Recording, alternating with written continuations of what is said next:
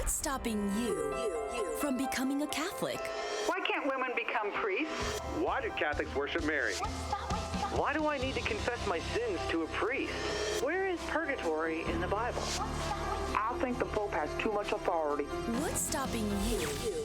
You are called to communion with Dr. David Anders on the EWTN Global Catholic Radio Network. Hey everybody, welcome again to Call to Communion here on EWTN. It's the program for our non-Catholic brothers and sisters. Let me say that again. Non-Catholic listeners, viewers are welcome to call this show if you've got a question about the Catholic faith. That's why we're here. And we've been doing it for a little over 10 years now, and we'd love to hear from you today. Here's our phone number, 833-288-EWTN. That's 833-288-3986. Outside North America, please dial 1 and then 205-271-2985. You can also text the letters EWTN to 58177. Wait for our response, and then once you get that, just send us your first name and your brief question. Message and data rates may apply. Now, if you're watching us on TV today, you can participate as well. Here's our email address for you folks, ctc@ewtn.com. Actually, the email is for everybody, ctc@ewtn.com. Pedro Quiles, our producer. Matt Kabinski is our phone screener. Rich Jesse handling social media for us. If you're watching us today on YouTube or Facebook, we are streaming there right now. Just put your question in the comments box, if you would. I'm Tom Price, along with Dr. David Anders. Tom, how are you today? I am great. How are you, sir? You know, I'm doing decent, thank you. Glad to hear it. Interesting email to lead us off here. This is from Daniel. Am I wrong or sinning if I ask God to do me justice in front of my enemies, knowing that I am also a sinner in need of mercy? And how to harmonize these longings that seem to come from the heart. Thanks, Daniel. Yeah, thank you. So I think you're in pretty good company. You're clearly in company with the psalmist, for whom this prayer is extraordinarily common. Yes. Lord, give me justice in the face of my enemies. Now, I would issue this caution. Don't expect it in this life. Right? And, I mean, this is part of the value of the general judgment, is that we believe that on the last day that God will call all people to account for what they've done publicly. Now, you know, there are exceptions. So if your sins are forgiven and you've done penance, God puts those as far away from him as the east is from the west, and they're not going to get brought up again. But if there's things you haven't worked out, that's going to come up, right? It's a good motive to go to confession, by the way, right? Sure. And you think about the martyrs of the 2nd century who were thrown to the lions for the public entertainment of the Romans who mocked them in their faith. Well, those very same Romans are going to have a rude awakening on the last day, right? God will be vindicated in his saints, and the righteous will be vindicated, and their persecutors will answer for what they've done, right? So this is part of the motive for belief in the second coming and the general judgment. In this life, I'll tell you a story. My father was a practicing attorney for over 50 years, and he had a law partner one time that had a hearing in front of the judge, and the client's with him, and the judge says to the client, "What do you want me to do for you?" The client says, "Your Honor, I want justice." The judge says, "We don't do that here. We give out money." Little insight into the American legal system there for you. That is so good. Daniel, thanks so much for your email. Here's one now from Sandra. Is there a contradiction between Acts 15 and Corinthians 8? I assume we're talking about 1 Corinthians 8. I believe so, yes. All right. Well, I know Acts 15. Concerning food sacrificed to idols. Oh, yeah. Okay, so that's where Paul says that you don't have to worry about food sacrificed to idols, right? You can eat food that's sacrificed to idols. No, I don't think there's a contradiction theologically. There is a difference juridically. So Acts 15 is dealing with the problem on a wide scale. What should the earliest Christian church do with Gentile converts in order to help them integrate into the largely Jewish church? And Jewish sensibilities were such that it would have been unworkable, right, for Christians to share a table of fellowship with Jews and eat this kind of food, which Jews are not going to eat. Paul is writing to a Gentile church in Corinth. They don't have to follow any Jewish dietary laws, and theologically, it's a different question. What they're asking about is if we eat food sacrificed to idols, are we in fact complicit in the worship of idols? It's a reasonable question, right? Yeah. And Paul says, no, you're actually not. Just because you buy something in the butcher shop that was offered to a pagan god doesn't mean you're complicit with the worship of the pagan god. However, he says, and this is very consistent with what I think the goal was in Acts 15, if you're eating the meat, say in a public place, causes your pagan friend to relapse to idolatry. Oh, Tom over here is eating meat that was sacrificed to Zeus. I guess I better go sacrifice to Zeus. Then better not eat. Better not eat. And so different context, different question. Sure. If you're hanging out with Jewish Christians and you eat something that they consider unclean or impure or idolatrous, and that causes them to stumble, better not eat. The ultimate criteria here is love of neighbor. Right? Okay. Don't lead your neighbor into sin. Very good. Sandra, thanks so much for your email. We'll take this one before we go to the phones. This is from Ethan. Do Catholics accept the Septuagint? And we might as well define what that is. Yeah, sure. So the Septuagint is the name given to the Greek translation of the Old Testament that was produced in Alexandria, and it was the version of the Old Testament in widest use at the time of Christ and at the time of the writing of the New Testament. And so most of the New Testament citations of the Old Testament are actually citations of the Septuagint text. And the earliest Christian book that I know of that lays out specifically a Christian hermeneutic, a theory of biblical interpretation that gets into questions of biblical criticism, is Augustine's 4th century book on Christian doctrine. And in that book, Augustine raises the specific question, if there is a textual question, should Christians advert to the Hebrew text or the Greek text? And his conclusion is they should advert to the Greek text because it's the ecclesiastical version, meaning it's the one that's most widely used in the churches. Now, if in modern Catholic Bible translations, if you go pull one off the shelf at your bookstore and you open it up, you're going to find a critical text that, and this is, it doesn't correspond to any particular manuscript. What critical texts do is they look at all the ancient manuscripts and they compare them and try to determine what the best reading is. And so what you're getting is a scholar's compilation of what he or she or that committee thinks is probably closest to the original text. That's a different criterion. It's useful for biblical studies, but it's how that plays with church theology is another question. Ethan, thanks so much for your email. Stay tuned. Lots more straight ahead on Call to Communion on EWTN.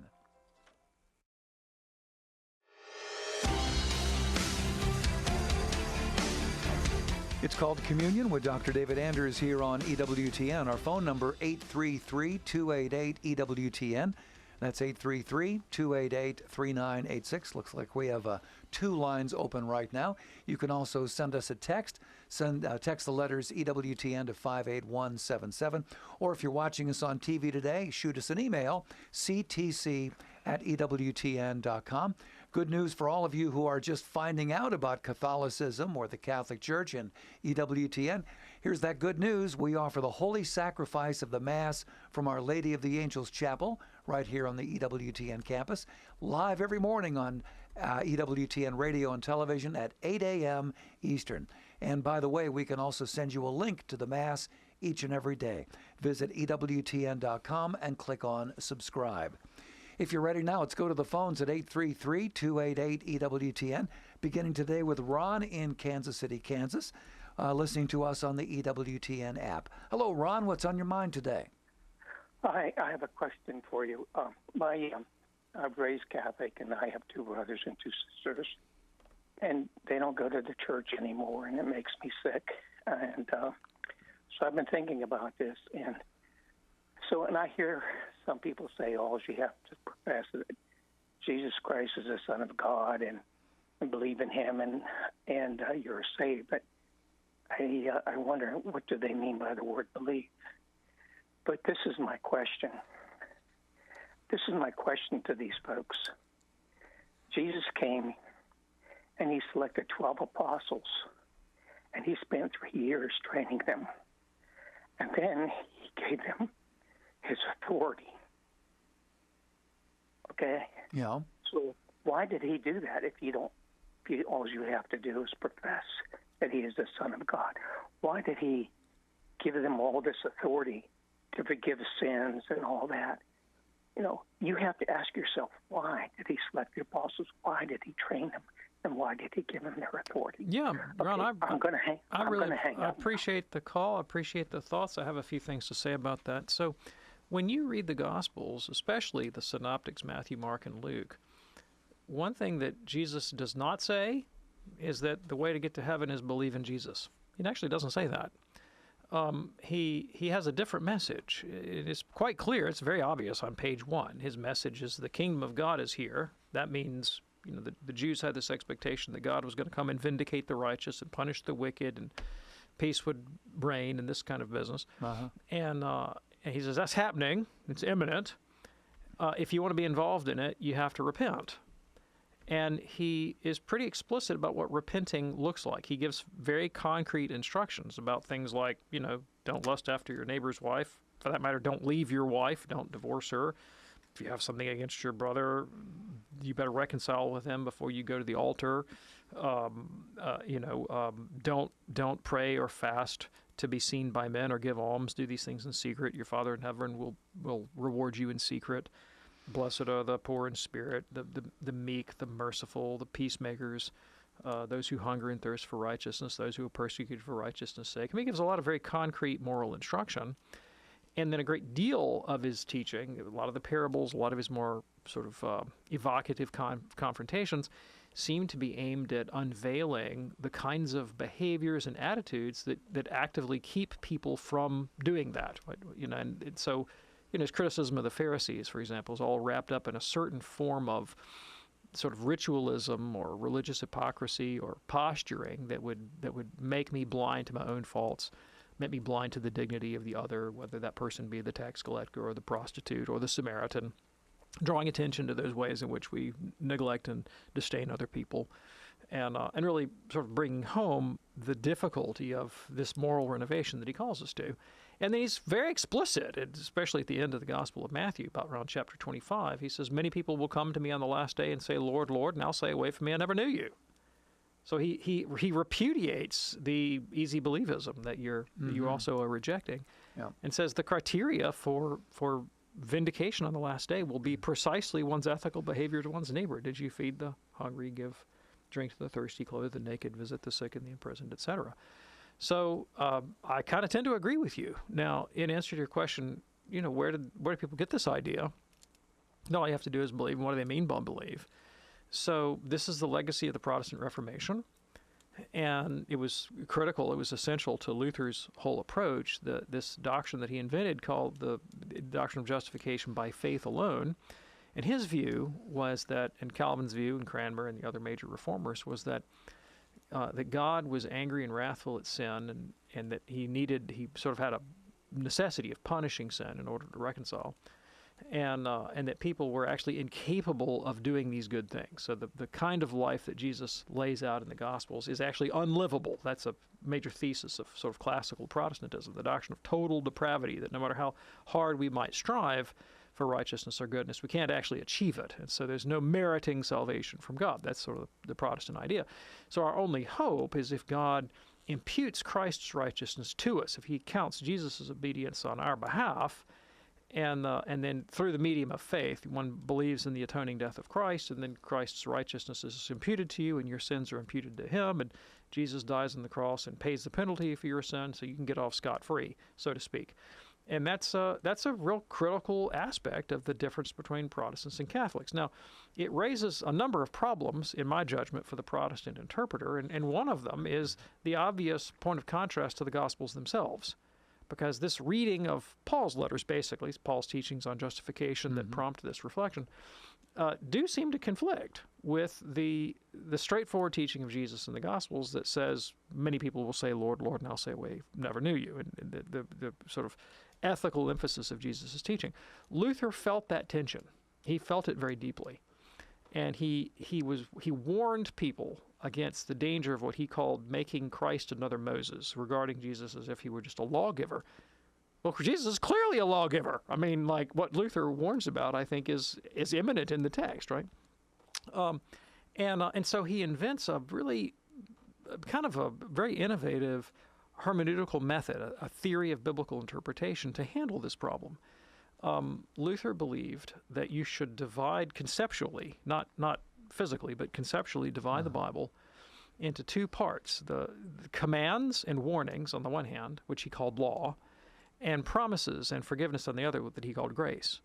And one of the primary functions of quote-unquote law for Luther was not to give you an accurate description of what righteousness looks like as a condition for heaven, but to frighten you at its impossibility, so that confronted with the stark demands of legal righteousness, you would despair of your salvation and then turn and seek God's grace. And so in that way, Luther kind of, he sort of tames the radical message of the Gospels, and for that matter, the Old Testament prophets and the Old Testament law, subordinating it to his understanding of justification by faith alone. So, you know, a lot of Protestants today don't have the whole sophisticated picture of Luther's theology at their fingertips. What they have are some intuitions that they've inherited from the tradition that essentially highlight this idea of faith as when trusting oneself to the mercies of God, and that's all you need for salvation. And they justify it, they warrant it through Luther's reading of Paul's epistles, which I think is basically misguided. Ron in Kansas City, thanks so much for your call today. That opens up a line for you at 833-288-EWTN. Looks like one line open, 833-288-3986. Call to Communion with Dr. David Anders here on EWTN. Let's go now to John in Tampa, listening on the Ave Maria radio app. Hello, John. What's on your mind today? Hello, Tom. Hello, Dr. Anders. Howdy. The question I have is, what happened to the throngs of people who praised and gave glory to Jesus on his procession into Jerusalem on a donkey, and why are they absent in the gospel account of Jesus' passion? What can we learn from this? Yeah, thanks. I really appreciate the question. You know, there's an interesting book that kind of touches on this. It's by a non-Catholic, non-Christian author. It's a Jewish New Testament scholar by the name of Paula Fredrickson. But she has a book where she deals with this question a little bit, and the book is called Jesus of Nazareth, King of the Jews, A Jewish Life and the Emergence of Christianity. And, you know, with the necessary caveats that she's not actually a practicing Christian, that's going to bring some presuppositions to bear that a Catholic might not agree with, she nevertheless has some interesting historical reflections on this. And so one thing that we can figure out, I think, and I'm following Fredrickson here, I think she's right, is that Jesus was executed for insurrection, that the Roman charge against him in mockery was that he was the king of the Jews. Why did they come to that judgment? Well, it's because that's what the crowds were acclaiming. When he comes into Jerusalem riding on the donkey, they say, you know, "Hail, Son of David," right? I mean, they recognize him as a messianic pretender. And you know, Rome didn't care that much about inter-Jewish religious squabbles. They cared a lot about people claiming to be king, right? Because only Caesar is king in their judgment. And so we know how to handle this problem. That's easy. We'll just kill him. Get him out of the way. Boom, off he goes, right? And that neutralizes the problem. Okay? Now, you know, your question, like, where are these folks at the crucifixion? Well, hiding, obviously. You know, they're not protesting with signs going, you know, justice for Jesus and, you know, we stand with the Christians. And no, they don't want to be up there on the cross too. Yeah. Right? And the interesting thing is that this is another thing that Fredrickson points out, that after the crucifixion, Christians stay in Jerusalem for a generation. Yeah. Right. Pretty much until 70 A.D. They don't leave. I mean, there's a thriving Christian community in Jerusalem proclaiming the resurrection of Jesus, and teaching and sending out missionaries and all this. Rome left them alone. You know why? Well, they stopped giving the appearance of being insurrectionist. Mm-hmm. It was the triumphal entry into Jerusalem that seems to have prompted the Romans to acquiesce to the death of Jesus. Fascinating. John, thanks so much for your call from Tampa today. It's called to Communion here on EWTN. Right back to it. Here is Diane in Tallahassee, a first-time caller listening on the great Guadalupe radio. Hey, Diane, what's on your mind today? Diane in Tallahassee, are you there? Yes, I am. Go right ahead. Well, I wanted to know how the church felt about people who had these, their chromosome was messed up or something, and they passed on a very deadly disease to their children. If they can go and get it fixed, I guess they can go in. Do they marry? Do they have plan? Do they do birth control, or they just listen to whatever? Tell me what happens. Sure. Thank you. So, if a person has a genetic disorder that they're likely to pass to their children, and they think, that might be a good reason, that might be for me a motive not to have children. The church does not compel people to have kids, and a person could make that judgment and say, I don't think I'm equipped to raise a child that has this condition, or this condition was such a burden to me that I would hate to pass it on to somebody else. And if they choose to remain childless, the church says that's okay. You can choose to do that. How you remain childless, though, is a question of moral relevance, because there are morally appropriate ways to remain childless, and there are morally inappropriate ways to remain childless. So let's talk about some morally appropriate ways to remain childless. Don't get married. That's one. Have a Josephite marriage. Marry and don't consummate. Yeah. Right? Here are some morally inappropriate ways to deal with that problem. The most common way today is not contraception, it's abortion.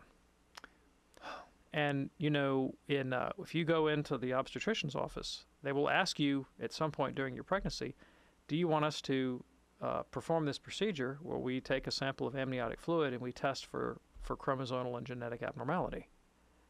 And I remember when my wife was pregnant with our first child, we had a Jewish obstetrician who understood that we were practicing Christians and knew what our moral values were. And he said, I am required to offer you this test that I recommend you not do. And he said, I take it based on who you are, that you are the kind of people that would never contemplate ending a pregnancy deliberately under any circumstance. We said, we are those kind of people. And he said, in that case, there is no reason for you to perform this test.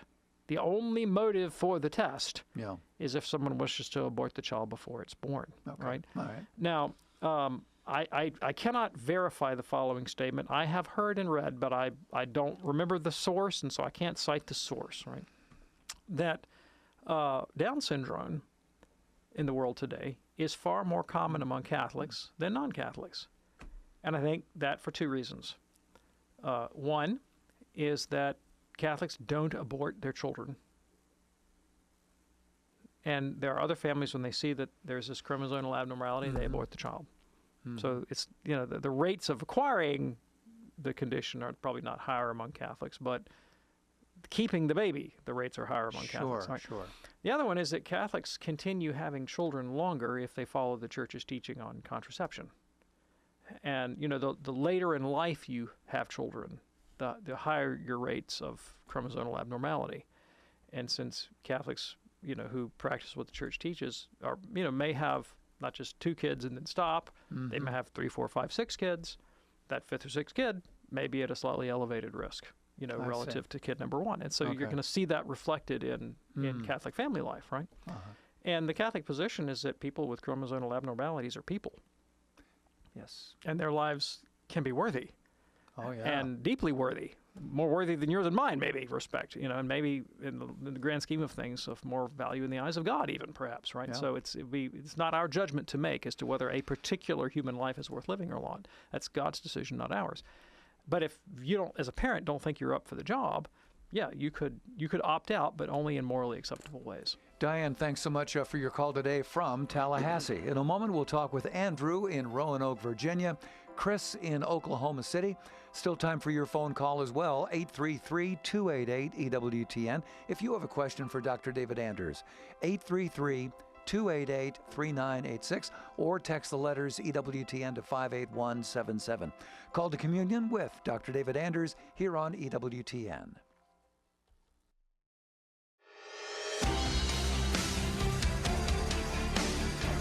Glad you're with us for Call to Communion here on EWTN. If you're watching us on TV today, the way for you to get through to the show is through email, ctc@ewtn.com, ctc@ewtn.com. Back to the phones right now, though, at 833-288-EWTN. Here's Andrew in Roanoke, Virginia, watching us today on YouTube. Andrew, what's on your mind today, sir?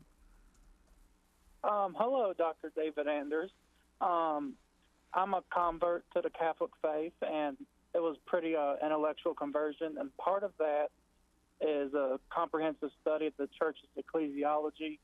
And I've noticed a strange phenomenon among certain Catholics of a traditionalist bent, that they can decide if something the magisterium says is in break of tradition, and they can resist it and publicly dissent from this.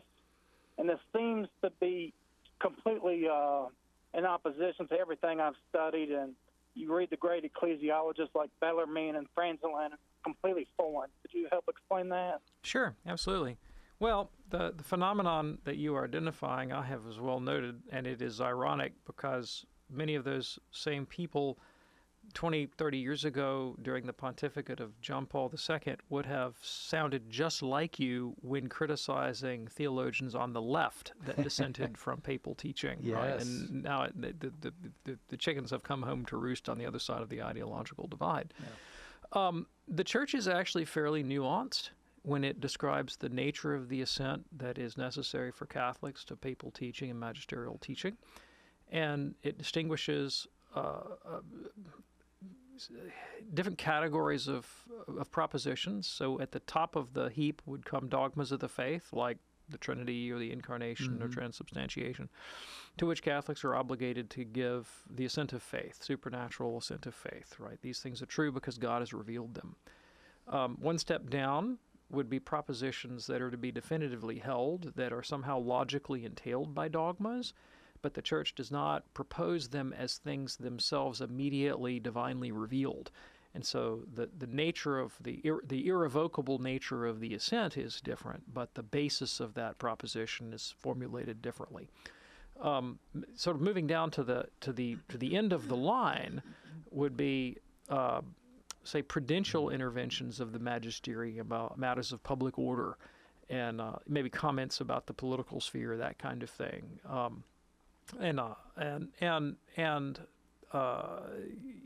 This is sort of like the Church's best judgment about how to proceed on a particular issue.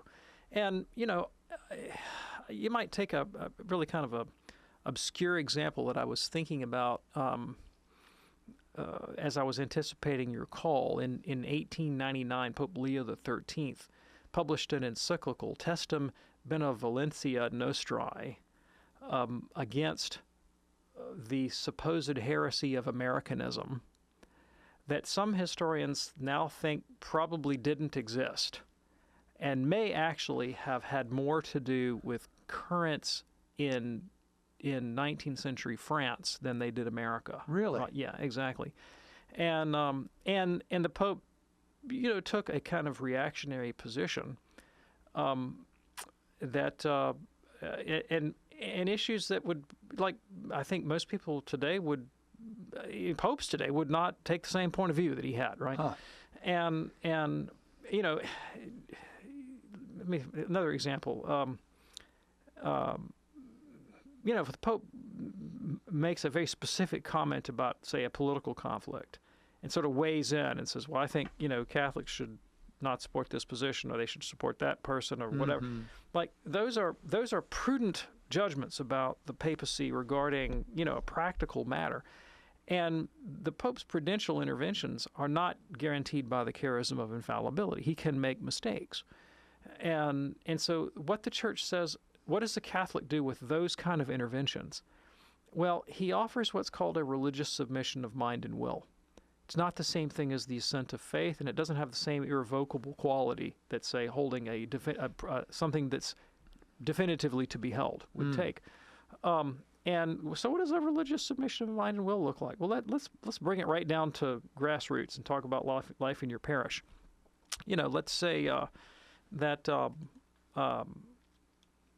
everyone in your parish believes that that we need a new parish hall. Okay. The old parish hall is falling apart, and the finance committee has said we've got the money and we need to spend it on this. And then let's say that I don't know, I'm just pulling this out of my head, you've got a school that's had declining enrollment for the last 20 years. Mm-hmm. A very credible scenario if you know anything about the history of Catholic education, Yep. right? Yep. And it's sort of down to its last gasps. And it's only running because the church subsidy has been propping it up for the last 10 years, and it's just totally unsustainable. And you know, another committee and probably maybe the diocesan education office has said, you know, we think we need to, we're just going to have to close that school, right?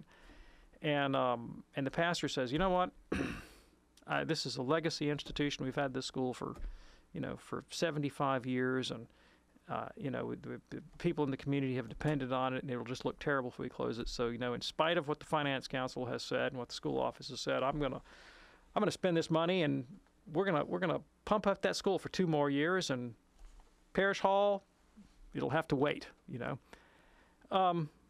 well, and I may not have all the niceties of canon law right exactly how far his jurisdiction extends here, but basically the idea is, he's the pastor. He's the decider. Sure. Right? Sure. And so I go, okay, well, you know, at the end of the day, he decided, you know, and that's what it is, you know, and I accept that because he has the authority and I don't, right? And, you know, or, you know, let's say there's a controversial matter of local politics, and again, the pastor weighs in from the pulpit, and you think, well, that was a really silly thing that the pastor said. Religious submission of mind and will means that I'm not going to jump up in the pew on Sunday morning and go, you're wrong. And here's why. And here's why. I may think he's wrong, right? But I respect that he has the pulpit, quite literally. Sure. And it's his job to be the spokesman for the church and the parish on this particular issue. Doesn't guarantee that his judgment's infallible. So there is a certain amount of leeway that's allowable to the Catholic conscience and judgment in evaluating magisterial, and that includes like all the way down to the level of your parish priest statement. But there's a hierarchy in those kind of propositions that require different levels of assent. And then, you know, in animating all of it is a desire to be in union with the church, not to bring scandal. The Code of Canon Law says that lay Catholics have the right and sometimes the duty to object when the Pope or the bishops or whoever gets out of line. But, and here's the critical thing, it has to be done in a way that essentially respects the hierarchy of the church and should be in accord with the sort of the dignity and office and competency of the one making the complaint. And so, let's say the Pope says something that's crazy. Well, the people who are sort of best placed to point that out would be the cardinals in a private conference with the Pope. Sure. Right? Not, for example, like some lay Catholic radio personality who likes shooting his mouth off. Like, that'd be the wrong person to do it. You know what I'm saying? Right? Exactly. And all of it, again, should be motivated ultimately by the spirit of unity. And that's what Paul says is the criteria for liturgical propriety. So one of the places I think that some of the traditionalists go wrong, and I hear, you know, all this talk about, say, reverence in the Mass. Well, we think our Mass is more reverent than your Mass and blah, blah, blah. Well, I don't know what reverence can possibly mean in a Christian context of any value, if the ultimate effect of which is to divide us into sectarian party spirit. I mean, Paul says he singles that out as like the one criterion for liturgical propriety, and that is charity. And when whatever my liturgical ideology is interferes with that, well, then what good is it? Yeah, exactly. Andrew, thanks so much for your call today from Roanoke. Good to hear from you on EWTN's Call to Communion. Our phone number, we can probably get in 1 or 2 more calls, 833-288-EWTN. That's 833-288-3986. Chris is in Oklahoma City, listening on the great Oklahoma Catholic Broadcasting. Hello, Chris. What's on your mind today? Hi, can you hear me okay? Yeah, go right ahead, Chris. Great. So, thank you for having me on. Love the show. My question regards the efficacy of the sacraments. So let me kind of explain what I'm thinking here. With some sacraments, like marriage, for example, I understand pretty clearly why that can be good for a person. You're entering into a state of life that's very self-sacrificial. You're going to grow in holiness, and that seems to be the whole point, right? You're going to grow in holiness, conform your life to Christ. That's a good thing. But other sacraments, I don't really quite understand how that's happening, like with baptism, for example. Now, I understand that entry into the Christian way of life can be similar to marriage in that regard, like you're entering into a way of life that can make you holy.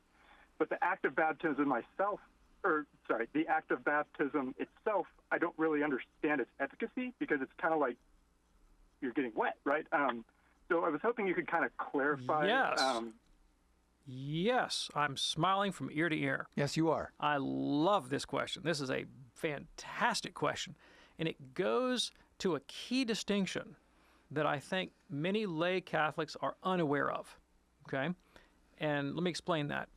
So, in the Reformation, as you know, there was a big divide over the meaning and interpretation of the sacraments, and Catholics, very much stress the realism of the sacraments. Some Protestants accept the realism of the sacraments. Others tended much more in the direction of just purely symbolic significance to the sacraments. And in North America, with sort of the prominence of evangelicalism, I'd say the sort of symbolic interpretation of the sacraments would be the dominant view among Protestants in North America. In consequence, Catholics are real eager to stress, we don't think the sacraments are symbols. We think it's the real thing. It's the real McCoy, the realism of the sacraments. And they really push back. If you ask a Catholic, hey, is the Eucharist a symbol? Oh my gosh, no. By no means. Get that Protestantism away from me. That's a very natural sort of Catholic response to that kind of question.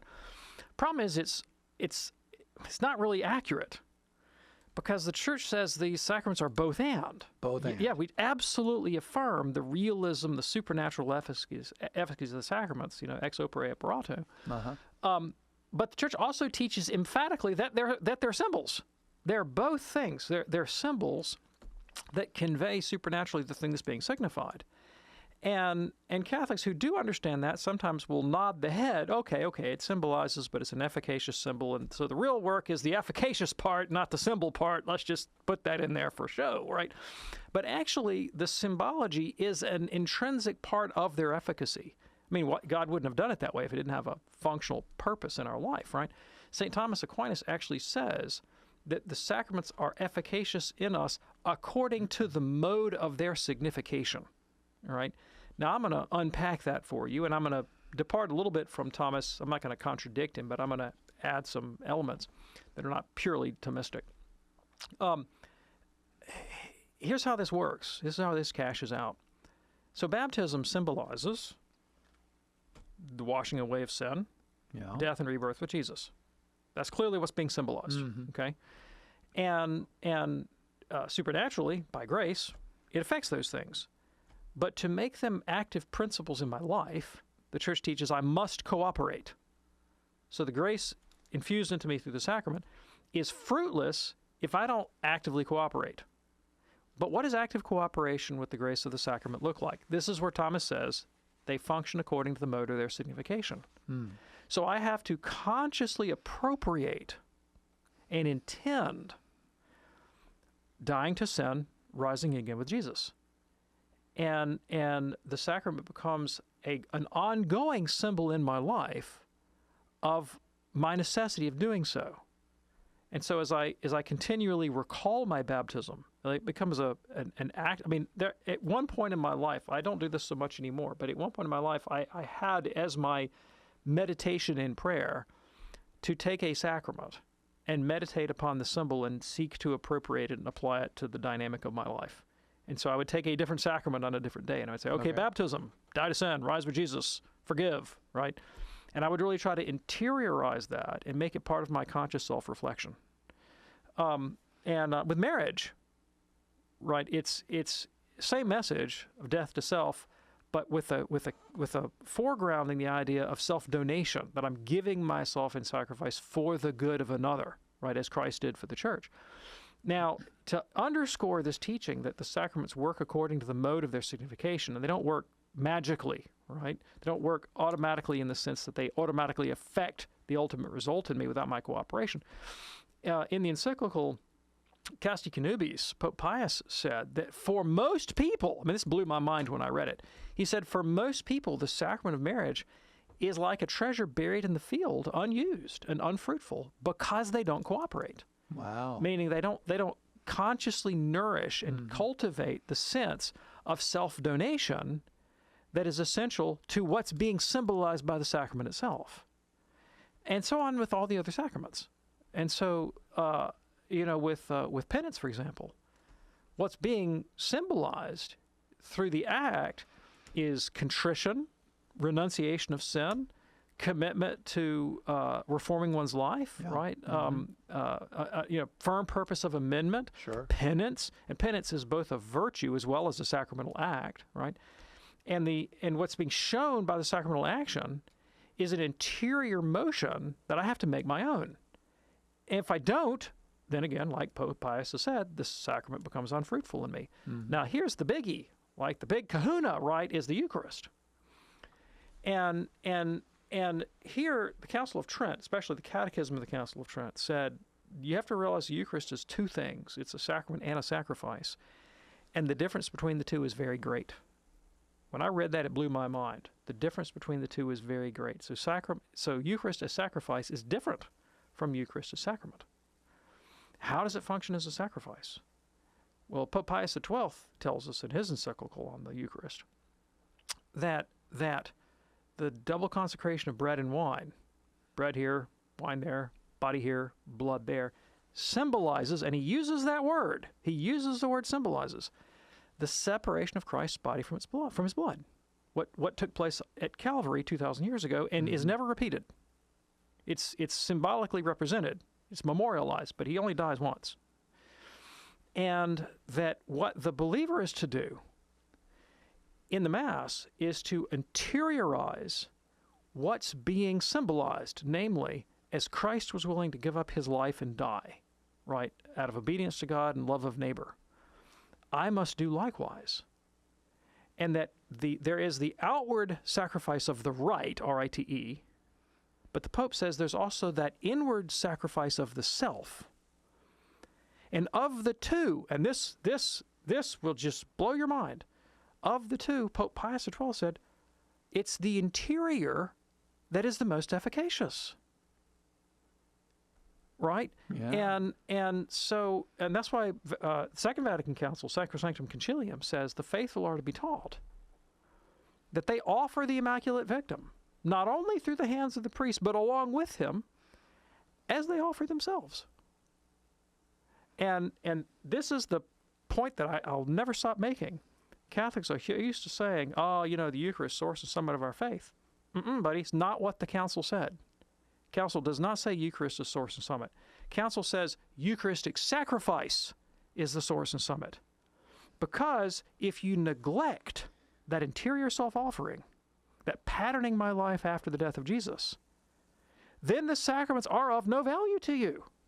That's what not participating, not cooperating looks like. Yeah. If I go forward to the sacraments, any sacrament, Eucharist, baptism, marriage, confirmation, you name it, believing that its efficacy in me is simply a matter of the ritualistic performance of the rite, without me interiorly appropriating that and committing my life to what's being symbolized, not just what's being supernaturally communicated, but what's being communicated like cognitively, pedagogically to me.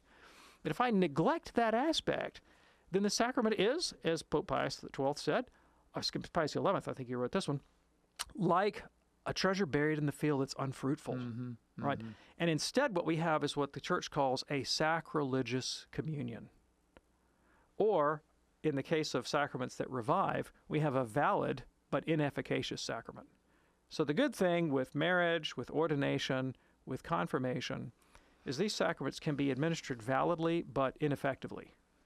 Meaning, you've really done the thing and its work is there, but it won't begin bearing fruit until such point as you appropriate it. So if you receive, say, marriage unworthily, which God forbid could happen, well, you're not really going to have the grace of the sacrament until you start appropriating it worthily. Sure. Wow, great question, Chris. Thanks so much for checking in from Oklahoma City. Call to Communion here on EWTN. Hey, have you been to EWTN's Podcast Central? It is fantastic. Over 100 great podcasts from programs that we produce here, like this one, and from our partners all over the world. One of those is the Council of Trent. Do you need help answering the tough objections against our faith? Well, in this entertaining and informative podcast, We're talking about Trent Horn of Catholic Answers. He's going to show you how to share your faith, even with those who oppose it, in some very practical ways. You can hear this, the Council of Trent, and other faith-filled podcasts at EWTN's Podcast Central. Visit EWTN.com/radio. Look for the words Podcast Central, click on them, and you are good to go. All right, back to the phones now for Grace, a first-time caller from Wilmington, North Carolina, listening on Wilmington Catholic Radio. Hey, Grace, what's on your mind today? Oh, hey, Tom. Hey, Dr. Anders. I love your show. I have a question. I'm trying to get at why it is that people say that life is a gift. Because, say, someone goes to hell, it doesn't seem like to that person that their life has been a gift to them. Also, why does God have the authority to punish us when we didn't ask to be born in the first place? Yeah, thanks. I really appreciate the question.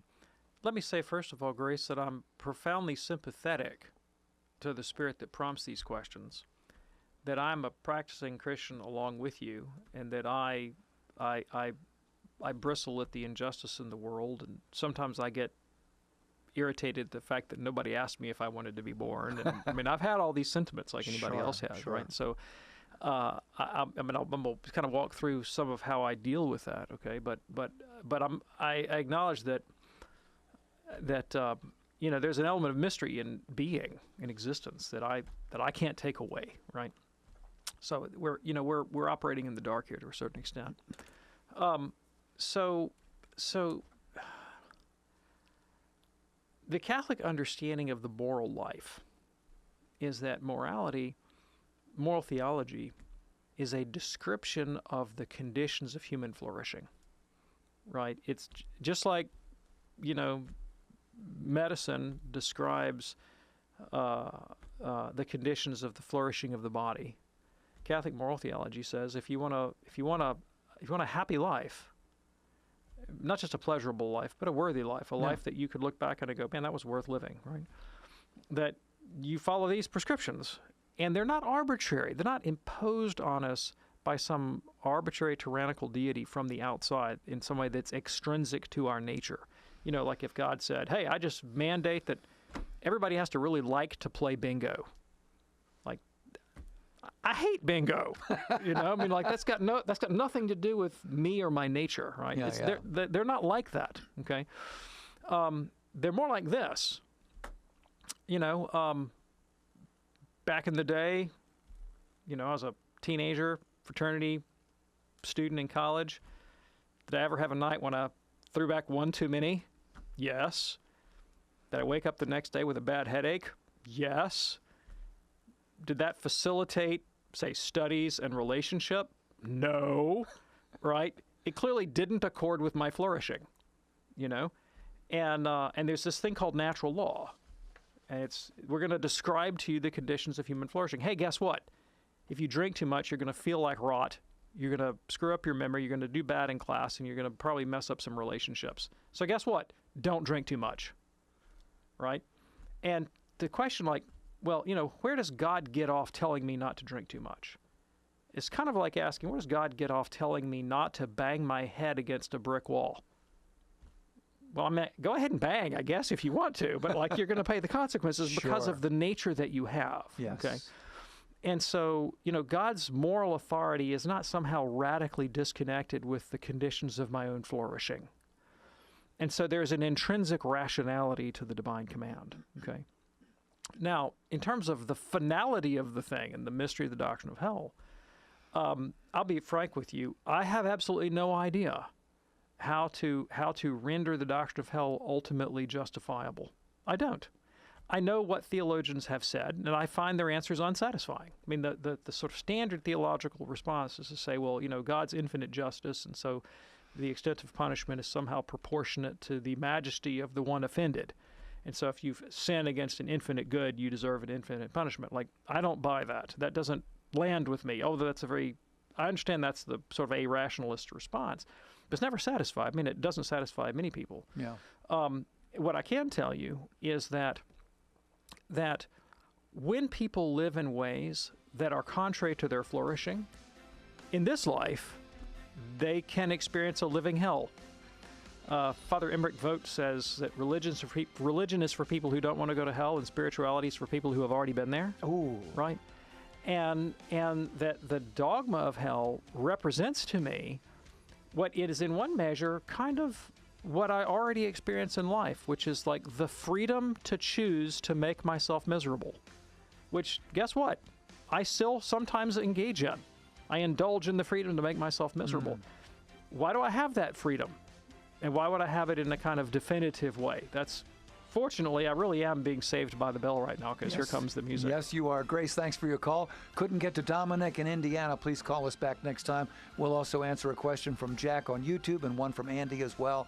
Until then, I'm Tom Price. We will see you next time on Call to Communion. God bless.